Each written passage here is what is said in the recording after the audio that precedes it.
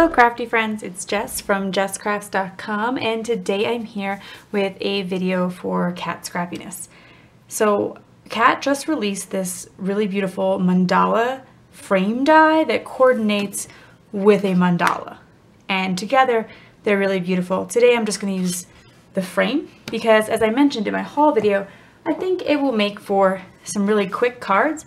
So that's my goal today, and part of the reason that I'm going to simply film this live, because once you gather your materials, this card comes together really quickly. So I'm just going to show you that option here. Now I have stamped my little duck here from Lawn Fawn. This is an older Lawn Fawn Easter set, still available at the Cat Scrappiness shop. And I have decided to stamp it on pattern paper and do a little bit of coloring versus like the full-on coloring of these images. I have colored them completely in the past, and they're not, too difficult to color by any means.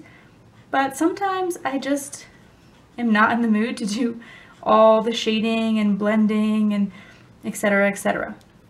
Now I will say that the only issue with doing pattern paper for me, like stamping on pattern paper and then trimming it out, is I don't buy dies because I have a scan and cut, or I rarely buy dies, coordinating dies. I buy other dies because, gorgeous. But anyway, I rarely buy coordinating dies because I have my scan and cut. However, scan and cut and pattern paper don't really mix.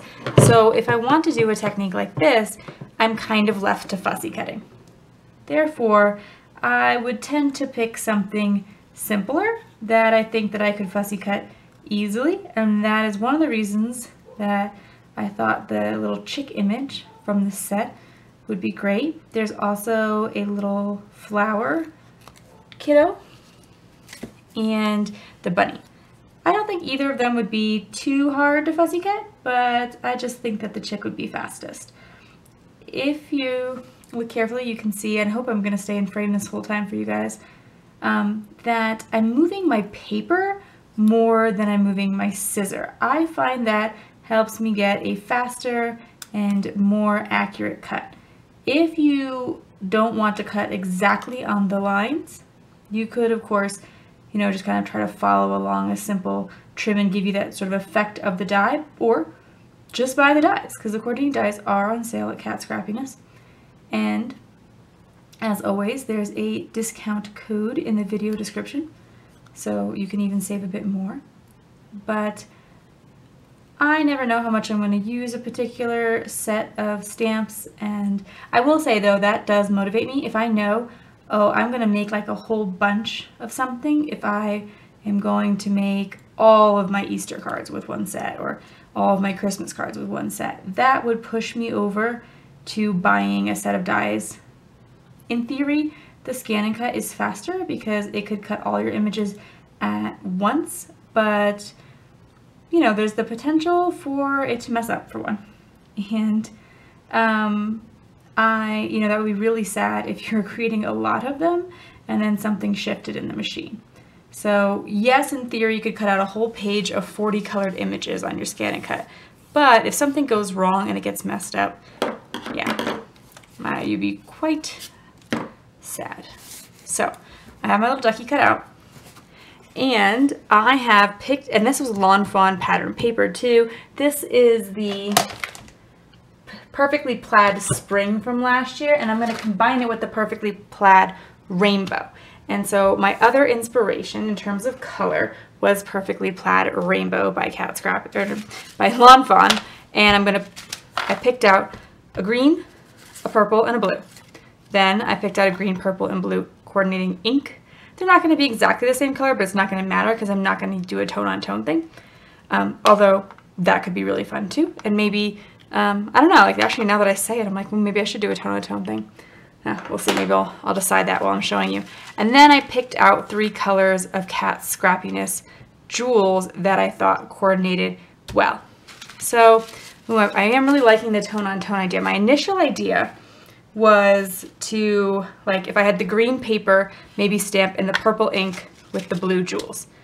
And of course, yellow ducky. And so that I would kind of combine all these fun colors. So I do think purple, blue, green is a nice color combination. So obviously all the cool colors on the color wheel. But you could, of course, also just do green on green on green and do the sort of coordinating or monochromatic look.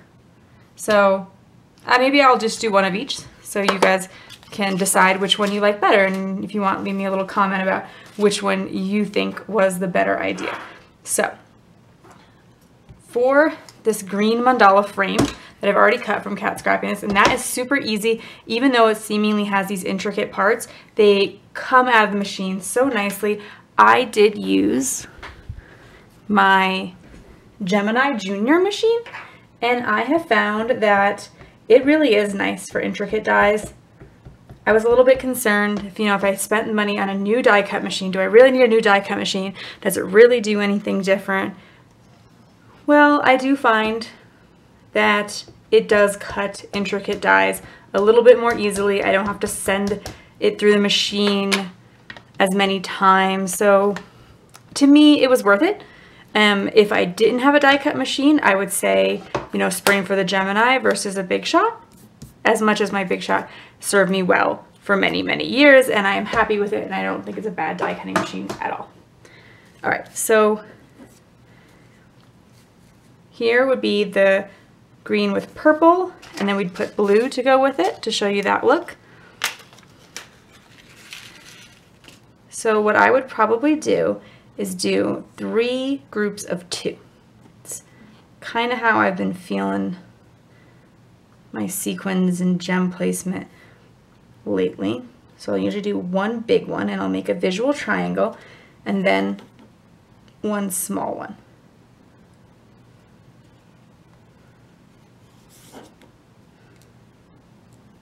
Or, so here's the one choice of kind of mixing up the colors. Maybe I would put that one up a little and this one down a little. I don't like them to be like straight across from each other. Another choice is to like make some of the bigs actually the mediums, because the Cat Scrappiness jewels come in 3 sizes at least. So you can still do a big and a little, but it's a slightly different size than the other ones. And that can also help to mix it up a bit. And either way, instead of putting foam tape behind my little critter here, I actually have just been taking my thick cardstock scraps. I've been taping them together and creating some foam tape. I mean, it's just paper. But I've been layering those up in place of foam tape. And this is because, well, 2 reasons. One, I don't have to spend any money on it. It's just scraps. It is thinner, which I like, so I can create just the tiniest amount of dimension. And I guess I actually have 3 reasons, because my 3rd reason is I think that overall it's the more probably environmentally friendly thing to do. This particular card obviously won't be able to be recycled in the end until you pull off the jewels, but not having the foam tape makes it more likely that it could be recycled if, after it's been enjoyed for however long. Anyway, so there's my 3 color card. What if we did a monochrome version? Of course, I would, like adhere all that down and put on a card base, etc., but, saving you all some time here. I already have purple ink on my stamp, so I'm going to do the purple background. And I think that this purple will actually be dark enough, or I'm not sure if the green and blue, I think the blue would be dark enough, but I don't think the green would be. So anyway, stamp the sentiment down. Like how that looks so far. It is dark enough, which is nice. And then there are 2 colors of purple jewels from Cat, but I picked the lilac ones. And now there will be a coordinating blog post with this, so you'll be able to go over and see all the cards that I make and see what they all look like finished. But just for a quick idea for what the monochromatic version would be, let me just kind of place on some jewels. So I think the jewels are a little bit less noticeable in the monochromatic version, but I think that the duck pops more. So I think you would kind of try to determine what you really want to be your focal point, because if you really want the duck to stand out, maybe you choose the monochromatic version. If you really want your embellishments to shine, maybe the mixed color version. So anyway, maybe I can bring this back very gently without disturbing them, because I didn't glue them down. I would just use multimedia matte to glue these down, by the way. Monochromatic, 3-color version. Head to the blog, check out more of them. Link will be in the video. I'll put affiliate links to Cat Scrappiness because I am on the design team. And of course, no additional cost to you.